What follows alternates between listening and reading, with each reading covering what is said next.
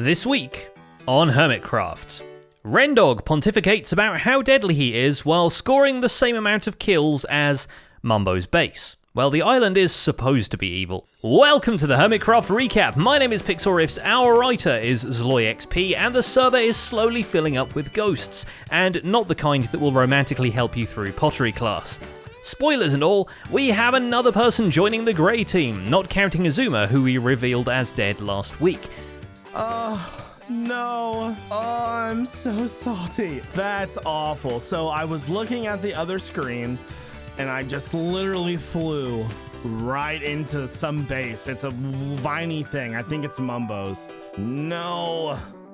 And oh, there's my stuff. As the graves in Joe's cemetery grow deeper and the living grow still more paranoid, all we can think is, wasn't this whole thing supposed to be done by Halloween?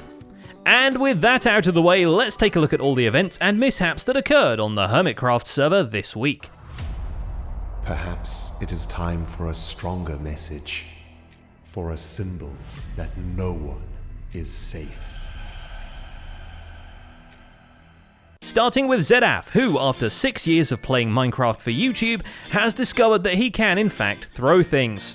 Look, just an item. This is a thing. This exists in the world. This is real. I can throw that. Look, it got through. Really, the point of interest here is that items in Minecraft have actual physics to their movement, so Zed dedicates a whole episode to getting more familiar with the science of yeet, to later use his discoveries in a super convoluted brewing stand or a really entertaining storage system. If we quickly flick this on and we watch a load of them come out, look, some of them are really big and far. That's all very consistent, actually. Look at this! Look how precise it is!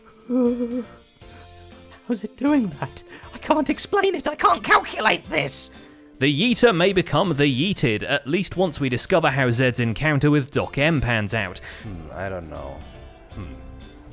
I don't know. Maybe you have to knock out the scaffolding. Because Doc starts his week making a deal with the devil, descending into Rendog's last resting place to talk to the Grim Reaper himself. I have drafted a contract for this exact moment. Oh, really? Wow. Indeed. Doc's really after some protection, since Demise kicked off right as he was planning to build a super-powered raid farm, and he doesn't want the inconvenience of dying to force him into building loads of cool traps instead of manipulating pillager mechanics. So he does what any sensible person would do, and pledges to deliver a human soul to the Spectre of Death in exchange for diplomatic immunity. Let me stay alive, help me out, win this thing. Half of the diamonds are yours. Bling blang. The catch is that Demise doesn't allow for direct PvP, but Doc finds a loophole, trying to eliminate someone who isn't part of the competition. Since Zedaph never signed up, he's fair game to be crushed by an anvil, but we'll have to wait until Doc's next video to see if these Wile E. Coyote shenanigans pay off. The aforementioned Grim Reaper, temporarily inhabiting the form of Rendog, takes a moment to dance on Jevin's grave before returning to his creative world to workshop some more traps. Pufferfish are next on the list of things that can double kill anyone who's rocking a Totem of Undying, and Ren decides the Big Logs shop gets enough traffic that it's the ideal place to lay a trap. He tests it with non-lethal fish first, just to make sure. Oh my goodness, guys, making traps in survival is so ridiculously hard, especially when there's redstone involved and you have a brain like the Ren-diggity dog.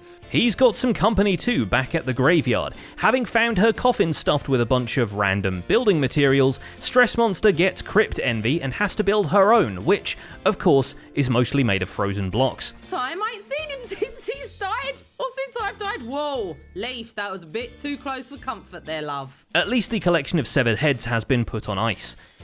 The charming decor gets shown off when Rendog pops over to say hello to his new neighbour, and we get treated to an episode of MTV's Crypts. This is where the necromancy happens. Once they're done with the small talk, Stress and Ren team up to lay another trap for the Meat Peoples, pranking a much-used nether portal in the heart of the shopping district. Instead of creating an obvious trap on the surface, they set up a second portal underneath the first one, so it links up from the nether hub side, at least when they remember to light it. Design flaws. No, there's not. Try get out. Try get out. I can't get out. There's Try no your way best to get out. There's no way out. There is actually no way out. I'm There's dying. no way out. I died. Okay. You were slayed by the grayscale. Yes, and it says something amazing. Here's hoping this one will be more successful than Ren's previous pitfall trap, or rather pitiful trap, because ironically Grian doesn't fall for it for a second. Yeah, I knew it, and I could just fly. Wait, is there something bad at the bottom? Nope, there's absolutely nothing. Ren Dog, you gotta up your game. Having ensured the Sahara employees won't get tricked by it either, which would be highly effective if any of them spoke his language, Grian tries the other present left for him by Stress Monster. And as our comments section informed us plenty last weekend, the curse of binding Dragon Head doesn't bind to him because he's already wearing a helmet when he presses the button. But it sure goes well with Iskall's Dorothy outfit. Because it was at this moment that I realised Iskall wasn't wearing a Minecraft helmet. Huh. Okay. It does look like a trap, though. Also, is it us or did Iskall lose quite a bit of muscle mass since the last time we saw him shirtless? Dude, it's very contrasty. You are oiled up. Anyway, this little slice of draconian betrayal serves as a nice bit of pre-venge for what Iskall and Stress Monster's Jacko Maze was about to do to Grian. I can't actually get them. It would be karma if it wasn't a failure of quality assurance. In his other business ventures though, Iskall is a hospitable man. And at what time might a seriously inquisitive hermit procure lodging? He does know that I'm Swedish, right? And I don't understand any of that. He even installs a fancy piston-powered staircase to welcome members of the public into the Architect bunker. But if you were expecting to waltz right into the heart of the operation, think again. The corridor leads you to a bubble elevator and what looks like a safe fall into water. But if you haven't thrown a keycard at the floor in just the right spot, the safe fall rapidly becomes a much more dangerous one. This happens. Water is removed, the floor is removed, and I fall all the way down to my death. Quite how dangerous was something Iskall had to figure out in a test world, because everybody wearing feather falling and protection meant he couldn't make do with a simple fall trap. Instead, all he needed was lava. Lava was all he needed. Meanwhile, the competitors are having somewhat of a crisis of trust as Good Times with Scar finds a supply stash left for him by Cubfan to aid with the Cherry Island, and doesn't open it for fear of chests being rigged to explode. Knowing Demise, I'm not 100% sure. So yeah, we're not going to open those chests. I decided that, right? Man that's always watching. Instead, opting to time race his own materials, Scar gathers enough building blocks to mirror the Cherry Factory and even join the two halves together in the middle. I think that looks pretty cool. It reminds me of the Cat Defense Force in Season 5 of Hermitcraft where we made the giant creeper farm. The facility now structurally complete, all that's left to do is fill it with things that will somehow make redstone bits for him. Exactly how Scar is going to do that is a mystery bordering on disaster because, once again, there was no lighting up done on the perimeter. The warehouse is a complete and utter death trap even before the OSHA violations, but at least it looks nice. On the flip side, the idea warehouses are clean and nice now that they have actual interiors. Azumavoid has taken it upon himself to add a couple more stories and corridors within the blue and yellow legally safe knockoff. While working on that, he's come up with a ticket system, which would be like the Sahara receipts, but the opposite. You pick what you want at the gallery, then pay for it at a register. But that's for complete interior solutions. The actual wares you can just put into your shopping cart minecart, which sadly isn't up for bumper cars as it's stuck on a single railway going alongside the shelves. As you're walking down and checking out what the names of each of these things are to pick them up, you know, the minecart kind of comes with you to some extent. And then all the way down at this end, some sort of unloading station to put the shulkers into the chest for the customer. Needs to be a bit more elaborate than this. Hilarity ensues as the three founders meet up to discuss the changes and cower at the sight of Rendog, only for Azuma to then die at his hands during the whole Seedy Pines incident that we even get a nice slow motion replay of. Where I was actually able to survive the trap because I was standing inside of the tripwire hooks, which wouldn't set off the TNT, but if you look closely, the TNT had actually already been set off, so that's fair enough. I was doomed from the get-go with this trap. But the devious plans don't stop there. Prompted by BOO, the triad of idea founders invade Concorp's flying saucer, buy out the entire stock, then put it into their own shop and sell it at a higher price. Hey, welcome to Concorp. We're all out of stock of everything. To shortly describe exactly what is happening here, we refer you to the following clip of Tim Curry. Capitalism. On top of that, they figure out how to use Azuma's demise to their benefit. As the diamond bounty is more than enough, even if split between the three of them, it would only make sense for Azuma to supply his still living friends with totems of undying, leak any plans the corpse party may have, and steer his grayscale friends away from even considering taking the builder duo out. But just in case he doesn't follow through, BWO builds a castle. Well, for now, he builds 1/10 of a castle, but at least it'll be enough to keep Iskall out since the middle bit is made of diorite. And we're fairly certain Demise isn't the only thing he's trying to avoid. He's also having some regrets about the redstone android he's got running his shop. Yes, I'd love to see something. Show me. What do you got? Yeah, yeet. At least once the castle is done, he'll have a nice view. Corrales' fortifications are much more modern, to the point of using a chemical threat on the intruders. Am I...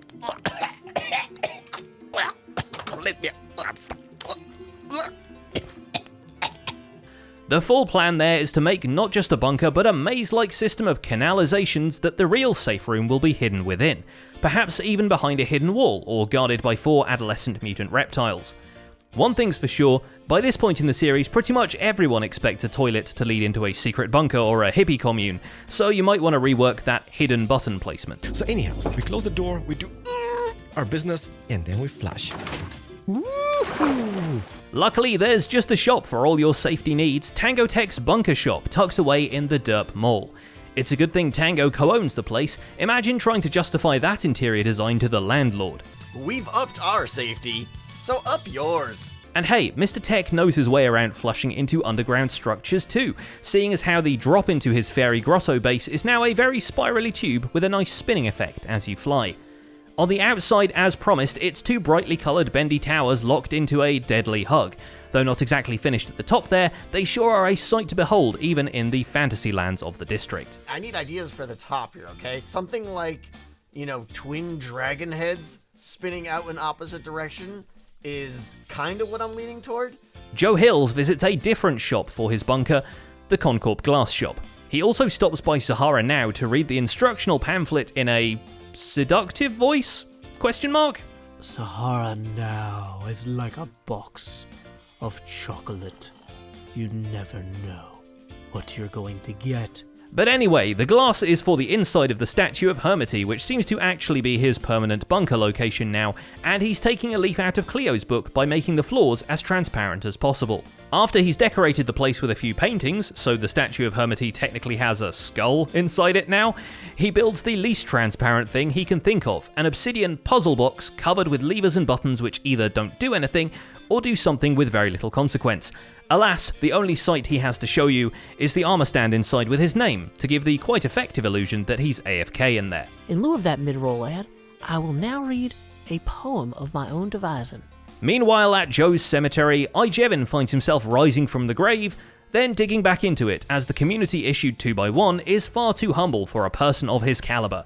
The cryptum he digs out instead is much more fitting to tell tales out of, but the only story Jevin's after is the one where someone dies at the end. This will be his personal Demise headquarters to plan traps out of.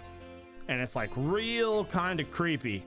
Conveniently, the science fidget spinner labs are there to provide some much needed research now that the glass ceilings are in place and the first test subjects have been shipped over. His fanbase is there for him as well, which is where he gets his new spiffy skin from, and whom he entrusts with developing another shop for the commercial district. And another suggestion that I might give to the people that are entering Winter Shop, try to build something that is not already on the server. The unknowing architect of his demise, MumboJumbo, has the alibi of being somewhere completely different at the time, officer. He didn't put that wall there, he was at the witch farm pit building Nembon's iron farm and being temporarily surprised by mushrooms. Whoa! Whoa! Whoa! Hang on, that's way more than I expected.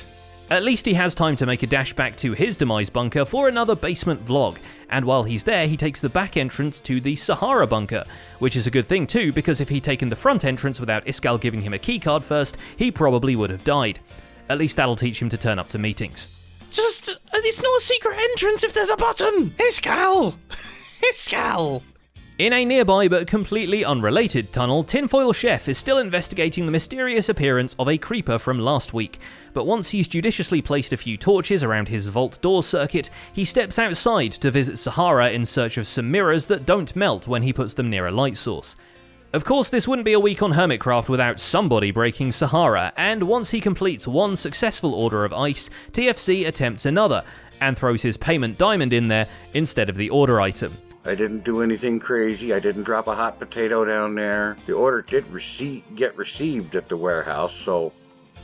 To the machine's credit, it still completes another ice order once he realizes his mistake, so maybe it understands shiny rocks better than it understands jacket potatoes.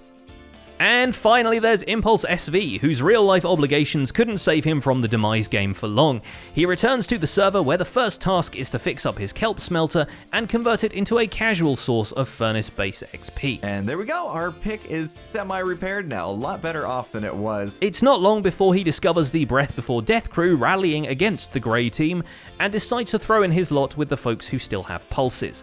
In an effort to keep them all alive a little longer, and because his potion stand wasn't doing much business, Impulse sets up emergency potion barrels at key areas around the server, where anybody on the alive team can snag a few regen and health potions and a spare golden apple or 5. When he finds Tango Tech's bunker shop though, he comes up against the real threat, the urge to punch an end crystal just for the fun of it. I really want to touch it. Should we touch it? Look at it. It's all flashy and bouncy. I guess we better not touch anything. And that's just about it for this week's recap. Our writer is DloyXP, and my name is Pixel Riffs. If you've been playing Minecraft Earth or just want a tiny plot build for your regular Minecraft worlds, I've started a new series of micro build tutorials, and you'll find the first one in the end screen theatre. Don't forget to leave a like on this video while you're still here, and subscribe so you won't miss future recaps. Thanks for watching, and we'll see you next week.